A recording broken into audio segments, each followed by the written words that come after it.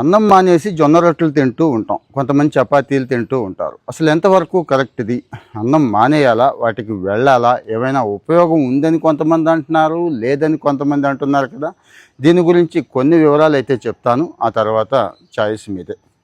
యాక్చువల్గా glycemic index అని ఉంటుందండి. ఎవరికి ఇప్పుడు ఇదంతా అంటే షుగర్ పేషెంట్లు, మధుమేహంతో చాలా బాధపడుతున్న వాళ్ళు, రోజు టాబ్లెట్లు మింగుతూ, వర్కౌట్లు చేస్తూ, వాకింగ్ చేస్తూ, అవి ఇవి తింటూ, అవి ఇవి మానేస్తూ ఇబ్బంది పడుతున్నారు చూడండి, వాళ్ళ కోసం.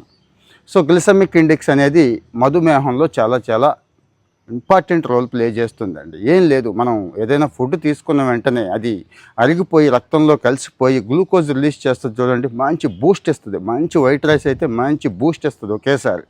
దాంతో షుగర్ లెవెల్స్ పెరిగిపోతాయి. ఇందులో కూడా అంటే ఈ జొన్నలు, రాగులు, సజ్జలు ఇవన్నీ ఉన్నాయి కదండి, ఇవన్నిటిలో కూడా గ్లూకోజ్ ఉంటుంది. సేమ్ ఆల్మోస్ట్ ఆల్ అంతే ఉంటుంది, కొద్దిగా తక్కువ ఉంటుంది, కానీ స్లోగా అరుగుతుందండి. రక్తంలో ఒకేసారి గ్లూకోజ్ని రిలీజ్ చేయకుండా మెల్లగా మెల్లగా మెల్లగా రిలీజ్ చేస్తూ ఉంటుంది. రిచ్ ఫైబర్ ఉంటుంది అంటాం కదా, అది కారణం. కానీ గ్లూకోజ్ మాత్రం ఆల్మోస్ట్ ఆల్ అంతే ఉంటుంది. యాక్చువల్గా గ్లైసెమిక్ ఇండెక్స్ని చెక్ చేసుకోవాలి. మనం ఏదైనా ఫుడ్ తీసుకునేటప్పుడు గ్లైసెమిక్ ఇండెక్స్ లెవెల్ ఎంత ఉంది అంటే లో లెవెల్ తీసుకోవాలి. 55 లోపు ఉంటే లో లెవెల్ అన్నట్టు, 55 నుంచి 70 దాకా ఉంటే మీడియం లెవెల్ అన్నట్టు, 70 పైన ఉంటే హై లెవెల్ అన్నట్టు. సో ఇక్కడ మీరు గూగుల్ చేసినా తెలిసిపోతుంది హై గ్లైసెమిక్ ఫుడ్స్ ఏంటి, లో గ్లైసెమిక్ ఫుడ్స్ ఏంటి అనేది. ఇది ఫాలో అవ్వండి ముందు, అంతే తప్పించి అన్నం మానేసి చపాతీ తింటున్నాను కదా, జొన్న రొట్టెలు తింటున్నాను కదా అనుకునే దానికంటే ముందు.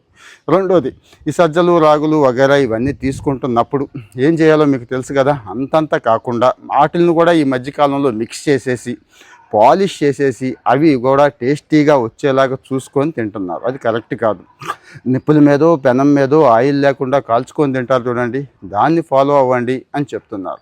మరి ఈ గ్లైసెమిక్ ఇండెక్స్ని పెంచుకోకూడదు, కంట్రోల్లో ఉంచుకోవాలంటే తిండితో పాటు వర్కౌట్ కూడా చాలా చాలా మంచి రోల్ అయితే ప్లే చేస్తుంది. కాబట్టి నాకు షుగర్ రాకూడదు, వచ్చినా కానీ హ్యాపీగా ఉండాలనుకుంటున్నాను, హెల్తీగా ఉండాలి అనుకుంటున్నాను అన్నప్పుడు ఇవి పాటించాలి.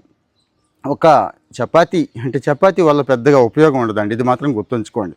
ఇంకా కాస్తో కోస్తో జొన్నలు, సజ్జలు ఇవి మేలు చేస్తాయి, కానీ చపాతీ ఆల్మోస్ట్ ఆల్ అంతే గ్లైసెమిక్ ఇండెక్స్ ఉంటుంది. ఎందుకు, మనం కూడా గోధుమల్ని మంచిగా పాలిష్ చేస్తున్నాం. ఈ మధ్య సెలీనియం ఇలాంటివి ఎక్కువైపోయి జుట్టు రాలిపోతున్న గొడవలు కూడా బాగా కనపడుతున్నాయి. కాబట్టి చూడండి, ఇక రాగులు చాలా మంచిది, రిచ్ ఫైబర్, కాల్షియం ఉంటుంది. కానీ గ్లైసెమిక్ ఇండెక్స్ పరంగా మాత్రం సేమ్ గ్లైసెమిక్ ఇండెక్స్ అంటే అన్నానికి సమానమైన గ్లైసెమిక్ ఇండెక్స్ అయితే మెయింటైన్ చేస్తుంది. సో చిరుధాన్యాలు తీసుకునే క్రమంలో కొన్ని విషయాలు మీకు ఉపయోగపడతాయని షేర్ చేశాను. మీ ఒపీనియన్ కూడా కామెంట్ చేయండి.